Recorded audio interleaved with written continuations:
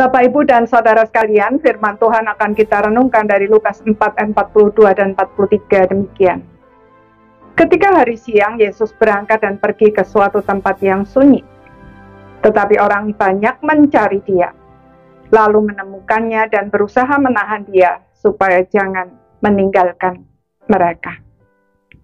Tetapi ia berkata kepada mereka, juga di kota-kota lain, aku harus memberitakan Injil Kerajaan Allah, sebab untuk itulah aku diutus. Saudara-saudara sekalian, ora et labora, berdoa dan bekerja secara seimbang, adalah semboyan yang penting untuk kita lakukan. Sebab tanpa doa, kerja menjadi sia-sia. Tetapi tanpa kerja, doa hanyalah merupakan pelarian dari tanggung jawab terhadap ciptaan, termasuk terhadap sesama manusia. Sebagai contoh, seorang istri yang setiap hari berdoa selama 6 jam, tetapi tidak melakukan tugas-tugas rumah tangga yang seharusnya menjadi bagiannya, adalah seorang yang tidak bertanggung jawab. Maka tidak mengherankan jika apa yang dia lakukan itu justru berdampak buruk terhadap keluarganya. Demikian juga setiap hari mengikuti kegiatan gerejawi dan berbagai persekutuan doa bukanlah ukuran kesalehan. Bahkan bisa jadi merupakan usaha untuk melarikan diri dari tanggung jawab terhadap ciptaan, termasuk terhadap sesama manusia, khususnya keluarga.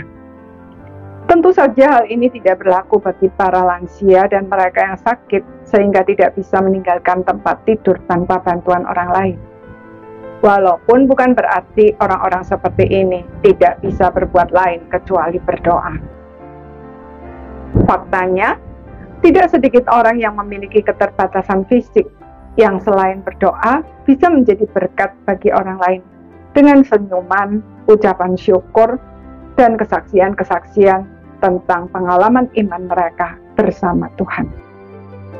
Sebaliknya, orang yang hidupnya hanya bekerja, dan bekerja, merasa tidak butuh Tuhan, bahkan kehadiran Tuhan dianggap mengganggu bisnisnya, mungkin nampak sukses. Tetapi suatu saat ia akan mendapati bahwa semua yang dia usahakan dengan sekuat tenaga itu sia-sia belaka.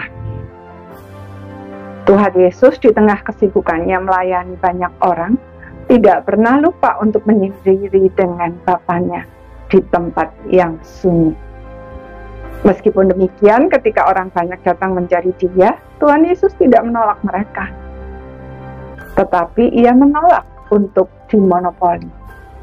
Ketika orang banyak itu berusaha menahan dia agar jangan meninggalkan mereka, Tuhan Yesus sama sekali tidak merasa tersanjung.